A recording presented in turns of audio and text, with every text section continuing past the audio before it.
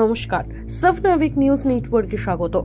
নিজের সার্ভিস বন্ধক দিয়ে আত্মহননের চেষ্টা। কলকাতা পুলিশের কনস্টেবলের মৃত্যু ঘিরে চাঞ্চল্য ছড়ালো নদিয়ার হরিণঘাটা থানার সুবর্ণপুর এলাকায়।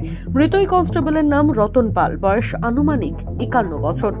সূত্রের খবর, দীর্ঘদিন ধরে কলকাতা পুলিশের কনস্টেবলের চাকরি করতেন রতন পাল। তার একটি পুত্র সন্তানও রয়েছে। গত 7 দিন আগে বাড়িতে ছুটি নিয়ে এসেছিলেন। গতকাল বাড়ি থেকে কলকাতার খাদ্য ভবনের রিজার্ভ ফোর্সে গিয়ে ডিউটিতে যোগদান করেন।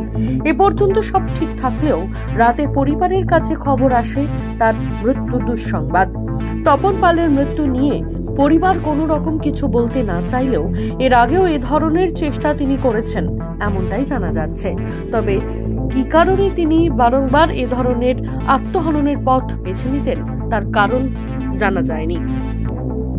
কি বলছেন স্থানীয়রা, শুনবো। কেমন মানুষ ছিলেন? হ্যাঁ, আমাদের বাড়িতেই তো মানুষ ভালো। কি কারণে ঘটনা ঘটলো মনে হয়? তা অতটা একটু ভিতরে খবর আমি বলতে পারবো না। কখন শুনলেন? ভিতরে খবর কি কখন শুনলেন? এখন তো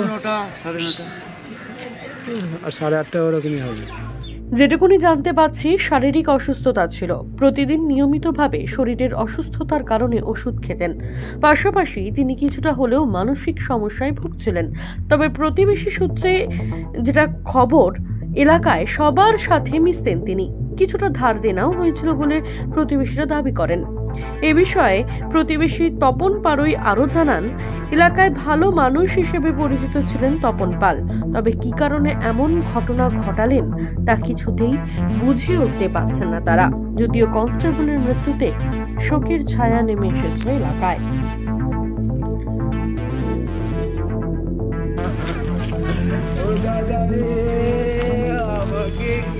ভাই বলে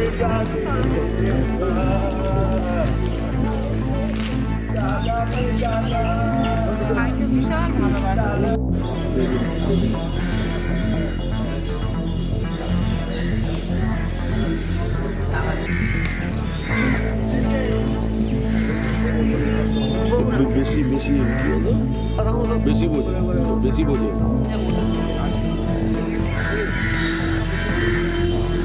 7 নিউজ কলকাতা ব্যুরো। সমস্ত খবরের আপডেট পেতে লাইক করে সাবস্ক্রাইব করুন সাবনাভিক নিউজ। সেই সঙ্গে বেল বাটন প্রেস করতে ভুলবেন না। আপনাদের একটা সাবস্ক্রিপশন আমাদের জন্য অত্যন্ত মূল্যবান। জয় হিন্দ।